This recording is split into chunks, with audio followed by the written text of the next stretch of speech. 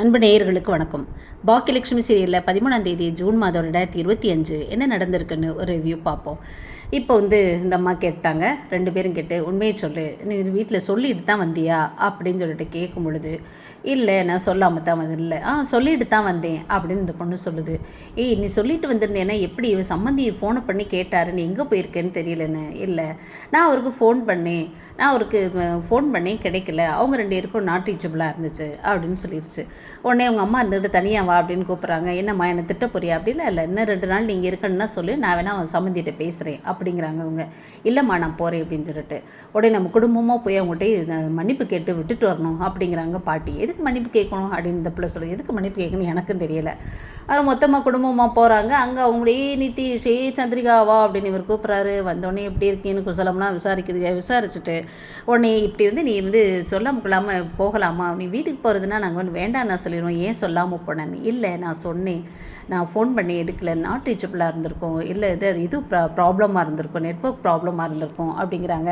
Best இருந்தாலும் இப்படி சொல்லாமல் தப்பு தான், மன்னிச்சுக்கோங்கன்னு திரும்ப இந்த லூசு ஈஸ்வரி சொல்லிகிட்டே இருக்காங்க.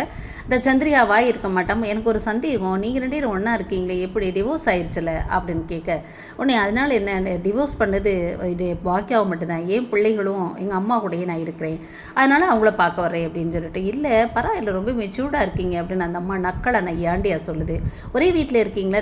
தனித்தனி வீட்டில் தான் இருக்கும் அப்படின்னு அவங்கள்ட்ட சொல்லிட்டாங்க. வீட்டுக்கு வந்தோன்னே இந்த அம்மா இருந்துக்கிட்டு இப்போ தான் 2 பேரையும் கூப்பிட்டு வச்சு பேசுகிறாங்க, பைசல் பண்ணி எப்படியா சேர்த்து வச்சிடலான்னு. அதெல்லாம் நடக்காது அப்படின்னு சொல்லிட்டு இவங்க கலந்துக்கிட்டாங்க. ஏன்னா இந்த அம்மாவுக்கு இதே தானே பொழப்பு.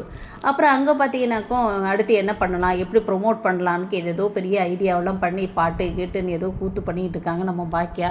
அது எந்த அளவுக்கு திகையுமோ தெரியாது இங்கே. ஆனால் நம்ம பிள்ளை அன்றைக்கி பண்ணதான். அப்புறம் நீ என்ன இப்படி சொல்லாமல் போயிட்ட, சொல்லிட்டு போயிருந்தேன், என்ன வார்த்தை சொல்லிட்டு போயிருக்கணும்ல அப்படின்னு சொல்லிட்டு கேட்டவுடனே, ஆண்டி நேற்று நான் வந்து காலிங் பில் அடிச்சுக்கிட்டே இருந்தோம். சரி நீங்கள் யாரும் எடுக்கலை, அவருக்கு ஃபோன் பண்ணேன் எடுக்கலை அப்படின்னோடனே, இல்லை எனக்கு வரல அப்படின்னு நான் போய் சொல்கிறான்.